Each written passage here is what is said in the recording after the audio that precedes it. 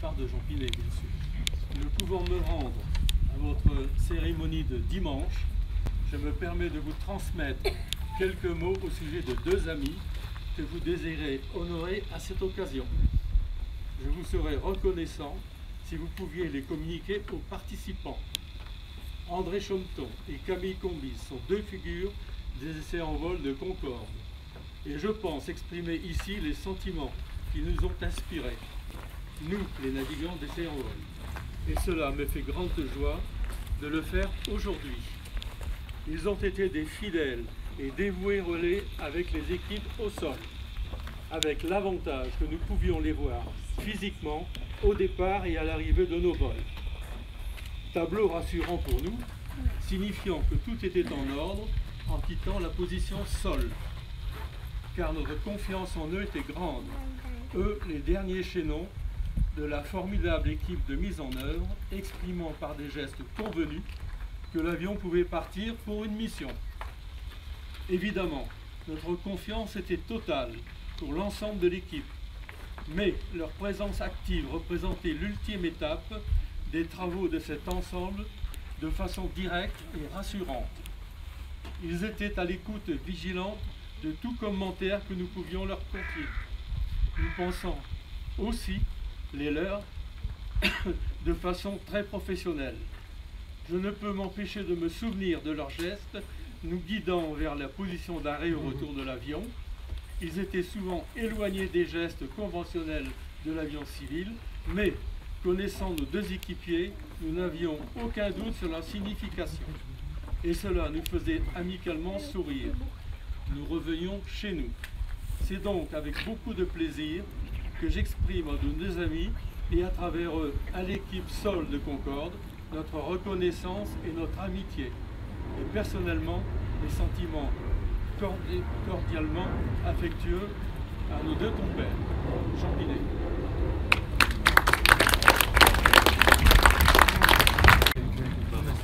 Bon, eh ben, puisque j'ai l'occasion de dire un petit mot, je vais m'exprimer pour rappeler à tout le monde que notre ami Chommeton, c'était en fait la référence de la mécanique pour nous tous aux essais en vol.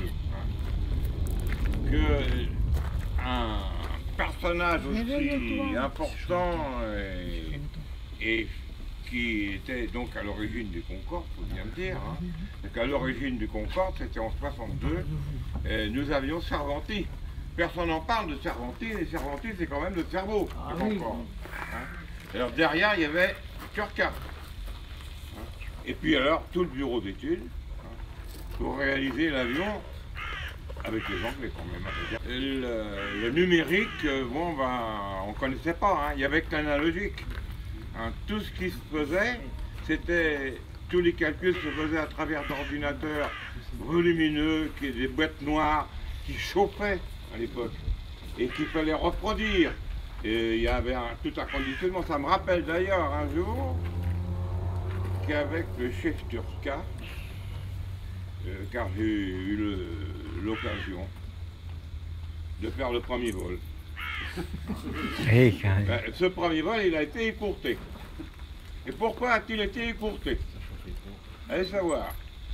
Parce que le chef, on a décollé, d'abord on a mis en route, et puis tu t'en souviens, il y a une boîte noire qui est passée au rouge, il a fallu s'arrêter, on était sur la surface de l'air de compensation, et il y en a un qui a cavalé au labo pour chercher la pièce qui était défaillante, on a remonté ça, il n'y avait plus d'alarme, on est parti.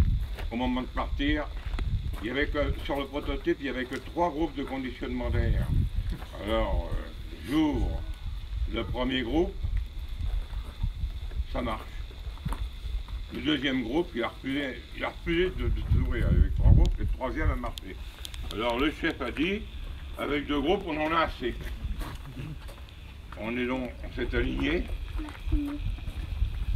On a décollé, il n'y avait pas de problème pour le décollage, parce que j'aime mieux vous dire que le premier vol, on l'avait répété je ne sais combien de fois. Et quand on arrivait à la verticale d'Oche, dingue, un groupe de conditionnement d'air, alors je n'avais plus qu'un. Alors là, le chef a dit, on fait demi-tour, parallèle à la piste, on survole Toulouse, on s'aligne, et là, on se pose d'autorité parce que, avec un groupe de conditionnement d'air, si on le perd, il y a beaucoup de boîtes noires qui fonctionnaient aux environs de 20 degrés. Mais si ça atteignait 30 degrés, on ne sait plus, c'est dérivé. Hein. Le chef étant bien aligné, a décidé de se poser du premier coup. Parce qu'initialement, il avait l'idée de faire un passage, un demi-tour, etc. Bon, j'ai passé du premier coup, et ça a été ferme. Hein.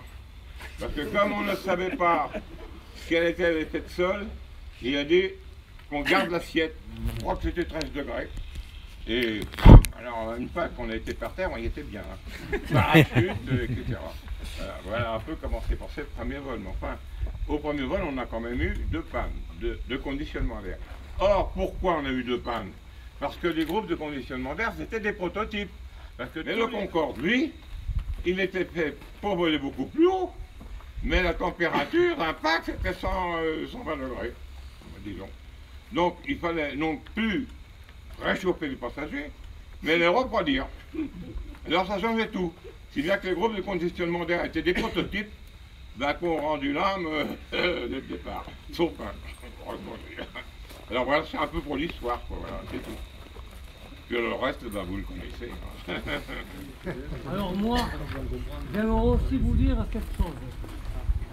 Voilà, avec Dédé, là, nous nous connaissons depuis 1951. On a été mécanicien de piste sur l'Armagnac. Ensuite, on est toujours restés ensemble pour passer metteur au point sur les caravelles avec mon ami Dédé. Et on s'est retrouvé ensuite comme metteur au point sur le Concorde 001 parce que nous avons vécu.